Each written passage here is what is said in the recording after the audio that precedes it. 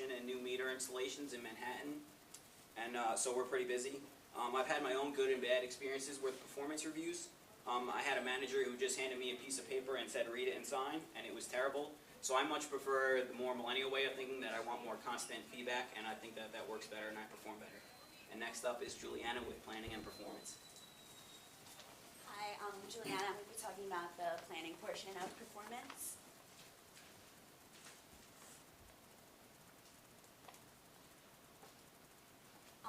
Performance planning is a big part of performance management. It is an essential foundation of a business's overall program, and it sets the stage for individual career success as well as organizational success.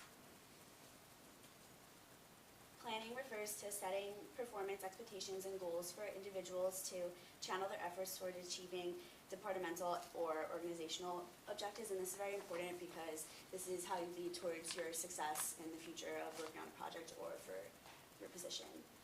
Employees at all levels are responsible for actively communicating with their supervisors about their performance. This could be through an email or even during setup meetings where you can talk about how you're going to work on what you're doing wrong.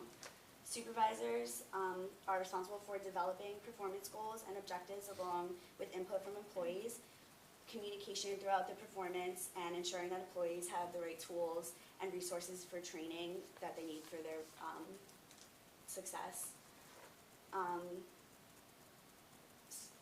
Performance Improvement Plan, PIP, there's 6 steps to it, and it gives struggling employees the opportunity to succeed and fix their mistakes that they've been doing. The first, step 1, is document performance issues. A supervisor sets up document of the areas of the employee's performance that need improvement. In documenting the main performance issues, the supervisor should be objective and factual. Step 2 is to develop an action plan, and this is how the supervisor should establish a provisional action plan for improvement, which may be adjusted on employee feedback in the meeting. And it should also be collaborative. Other PIP steps, step 3 would be review the performance plan. Step 4 would be meet with the employee. Supervisors must clearly lay out the areas of improvement. And step 5 would be a follow-up. The employee and supervisor should establish regular follow-up meetings to discuss what they need. And the last step in PIP is making a conclusion. If an employee is unable to improve, then they completely close the PIP, and if they meet all the objectives, then they close the PIP formally and continue employment. Why create a plan? It contributes to the success of the organization. It helps employees understand the importance of their job relative to the broader organizational objectives, and it builds a partnership between the supervisors and the employees. It also sets the stage for success. It identifies what the employee must do to be successful, including development activities, and it also identifies what supervisor must do to help an employee be successful. Creating performance goals, think of this as the what. The goals are a primary focus, but do not replace or diminish importance of the job.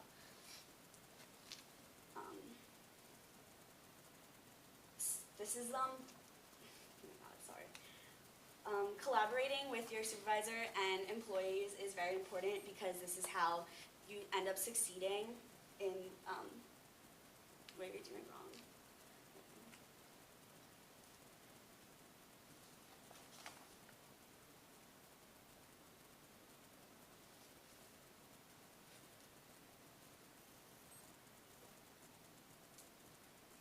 I think I really messed up on my slides. Okay. The SMART test, it was talked about before, but it's also a human resource acronym that describes some of the characteristics of clear, well-written goals. It's used in planning for supervisors and employees to develop these goals. Examples of a SMART objective would be to implement an update of a project on a certain date, or to reduce the expenses by a certain percent with the first half of the fiscal year, or identify 3 new funding sources by the end of a certain year. Career development, discuss individual plans for the future, enhance personal skills and abilities to help grow and learn as an employee, and then that helps lead towards your career goals. New and You, I worked for the New York Sports Club for the past couple of summers, and I was a part of a very small but close staff, so I worked hands-on with the membership consultants and saw how they had to meet a certain quota every month, every year, and so on. And the supervisor would come in and give individuals their set goal that they had to meet, or they also had group goals.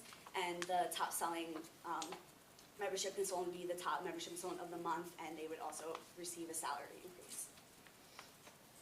And next will be Jake Salisbury talking about performance rewards. Thanks, Jules. Hello everyone, my name is Jake, and I'll be talking about the rewards aspect of performance.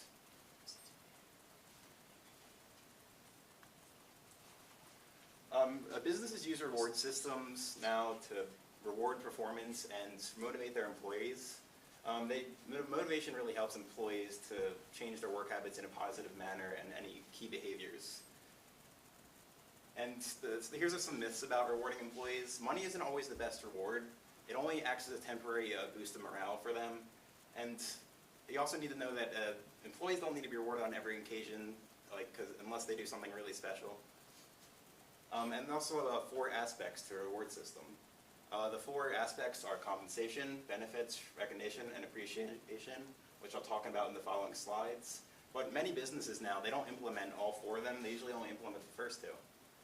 The first one, compensation, that's usually the first on the list. And it's because most people aren't willing to work for free, and they usually need incentives, which the incentives for the compensation should be directly related to the goals of the company. Next up is benefits. Most people look for benefits in a job. It's what they want for, and they should always match the competitor's benefits, so that will work there, and they should always provide an array of them because it attracts and retains all workers. Next up, recognition and appreciation. It's often forgotten employers, as mentioned earlier, which recognition is when you acknowledge someone before the peers, and where appreciation, you express gratitude on them based upon their actions. Some recognition programs, non-cash rewards, they are not always motivate people enough. So by recognizing them, you should focus on the things that they do and all the things that go above and beyond. And always, timing is important. So you must remind them of when it's fresh in their mind. And there's different types, structured and informal. Some examples of a structured would be being an employee of the month, getting a banquet, and some informals were being allowed to take a long lunch break and working from home. Finding new employees is very costly for businesses, so that's why appreciating them really helps it out. And it makes them feel useful, and it keeps them in the company. Employees must first identify any company goals that the program will support. And companies often reward behaviors or achievements that sabotage business goals, which goes against what rewards should be doing.